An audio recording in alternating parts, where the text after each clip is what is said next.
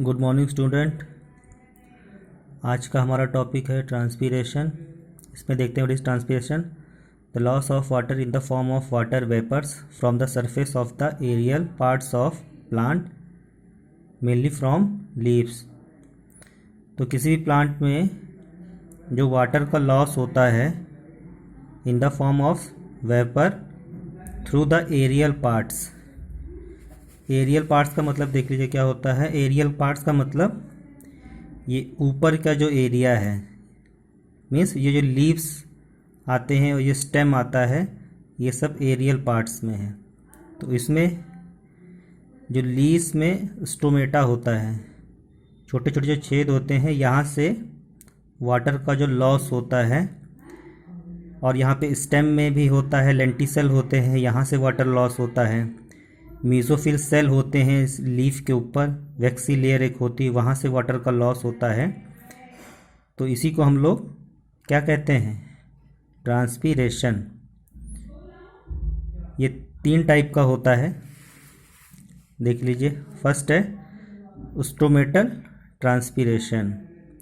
90% जो ट्रांसपीरेशन होता है वो स्टोमेटा से होता है। स्टोमेटा क्या होता है, माइन्यूट ओपनिंग, छोटे छोटे जो छेद होते हैं जो लीव्स में पाए जाते हैं। तो 90% ट्रांसपीरेशन जो होता है वो स्टोमेटा से होता है। नेक्स्ट है क्यूटिकुलर ट्रांसपीरेशन। तो ये क्या होता है, ये लीफ होता है, इसी लीफ पे एक पतली सी वैक्सी लेयर होती है, उसको हम लोग क्यूटिकल कहते हैं। तो अबाउट 10% ट्रांसपीरेशन जो होता है वो क्यूटिकल से होता है। थर्ड है लेंटिकुलर ट्रांसपीरेशन। लेंटिकुलर ट्रांसपीरेशन जो होती है वो स्टेम से होती है। कहाँ से होती है, स्टेम। समझिए, ये जो स्टेम दिखाई दे रही है, इसमें लेंटिसेल पाए जाते हैं। पर ये छोटे प्लांट्स की बात हम लोग नहीं कर रहे, जो बहुत बड़े प्लांट्स होते हैं।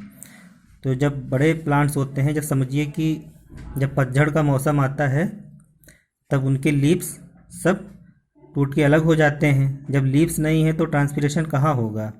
तो पतझड़ के मौसम में जब ये लीव्स ख़त्म हो जाते हैं तो वहाँ पे जो स्टेम होती है, इसकी जो खाल होती है, जो बहुत पुराने पेड़ होते हैं, बड़े पेड़ होते हैं, तो उसके स्टेम में लेंटिसेल पाए जाते हैं। तो उस लेंटिसेल से क्या होता है, ट्रांसपीरेशन होता है। तो इस तरह की ट्रांसपीरेशन को क्या कहा जाता है, lenticular transpiration. The transpiration which occur with the help of lenticel. Lenticel कहाँ पाए जाते हैं, स्टेम में, जो बहुत बड़े पौधे होते हैं। छोटे पौधों की बात नहीं कर रहे हैं, जितने भी बड़े पौधे होते हैं उनकी बात कर रहे हैं। समझ में आया। तो देखिए इस प्लांट में क्या होता है, इसमें जो वाटर एब्जॉर्ब होता है थ्रू रूट वाटर एब्जॉर्ब होता है। किस प्रोसेस के कारण, ऑस्मोसिस के कारण। तो with the help of osmosis the water is absorb by the root. तो root move upward direction and water is lost through the help of stomata. तो अगर समझिए कि वाटर की ऑस्मोसिस ज़्यादा हो रहा है ना, और इसका ट्रांसपीरेशन बहुत ही लो है, कम हो रहा है, तो वाटर क्या हो जाएगा, वाटर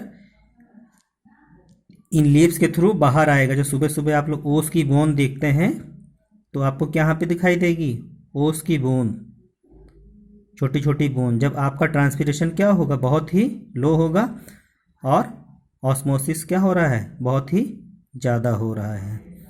तो ये हो गया हमारा ट्रांसपीरेशन। तो होमवर्क आपका क्या है, इस ट्रांसपीरेशन को आपको डेफिनेशन नोट करनी है और तीनों टाइप को लर्न करना है, इसको कॉपी में लिखना है। Thank you.